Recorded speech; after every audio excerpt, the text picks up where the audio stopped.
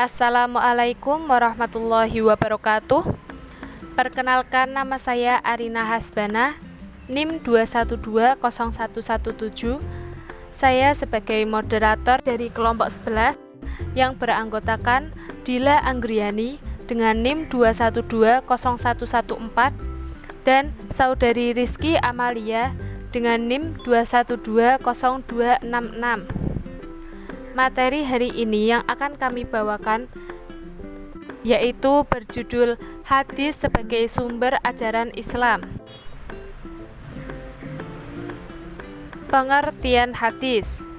Hadis secara etimologis memiliki 3 makna, yaitu yang pertama, jadid, yang berarti baru atau lawan dari kodim.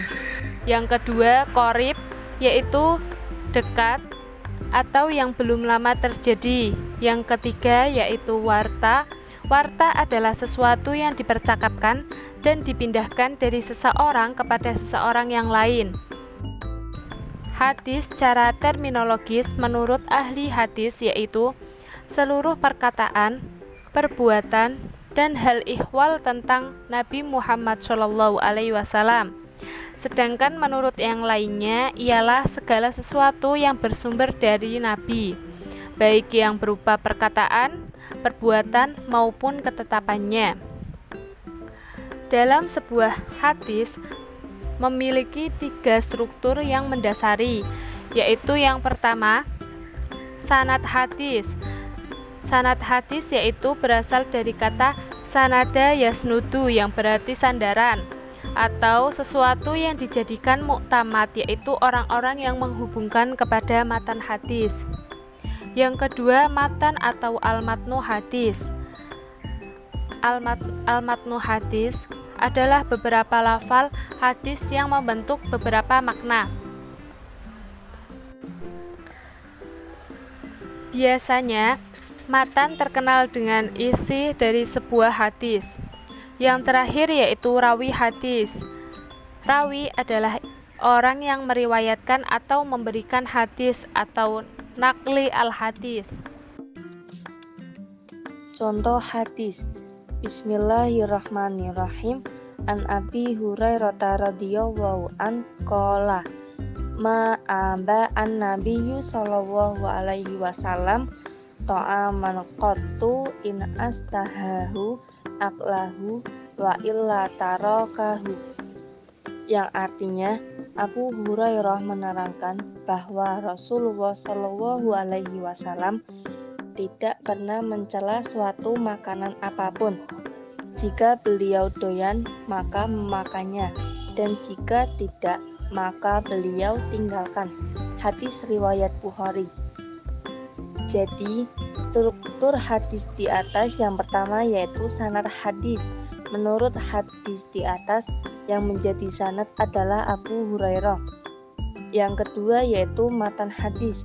Dalam hadis di atas, matanya adalah Rasulullah SAW tidak pernah mencela suatu makanan apapun.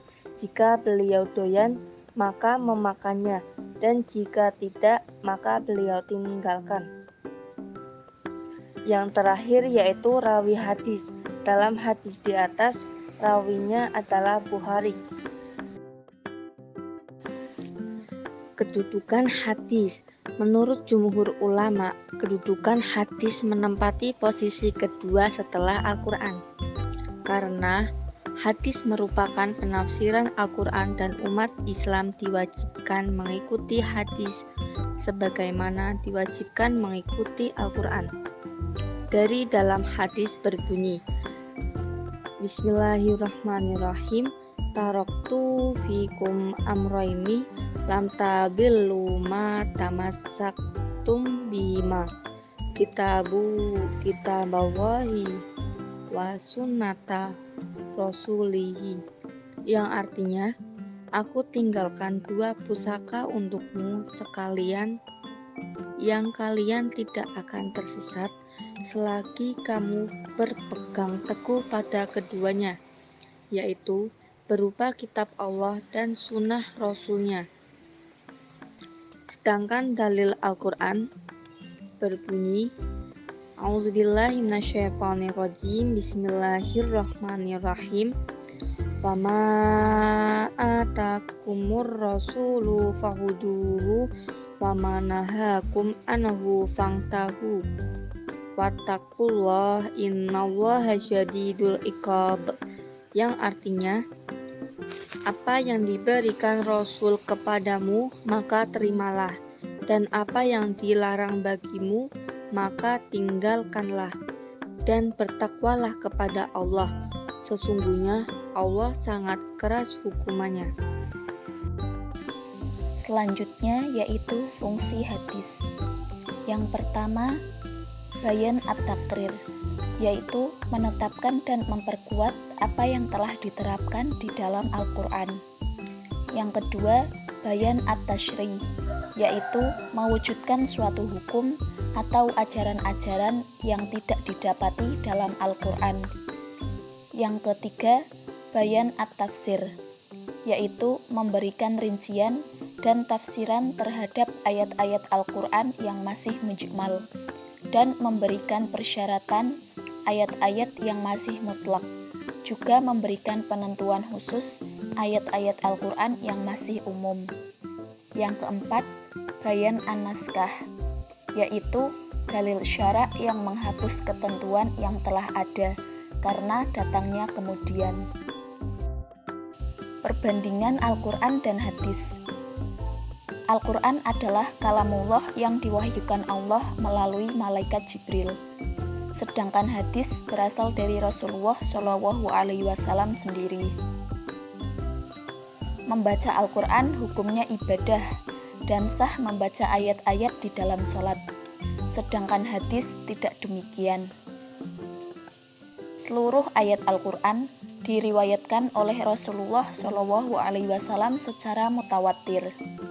Sedangkan hadis sebagian besar bersifat ahad dan zani al-wurud, yaitu tidak diriwayatkan secara mutawatir.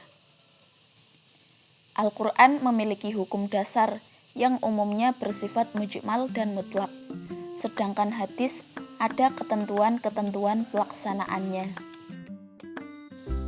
Allah Subhanahu wa Ta'ala berfirman, yang artinya, dan barang siapa yang menentang Rasul sesudah jelas kebenaran baginya dan mengikuti jalan yang bukan jalan orang-orang mukmin, kami biarkan ia leluasa terhadap kesesatan yang telah dikuasainya itu, dan kami masukkan ia ke dalam jahanam, dan jahanam itu seburuk-buruk tempat kembali.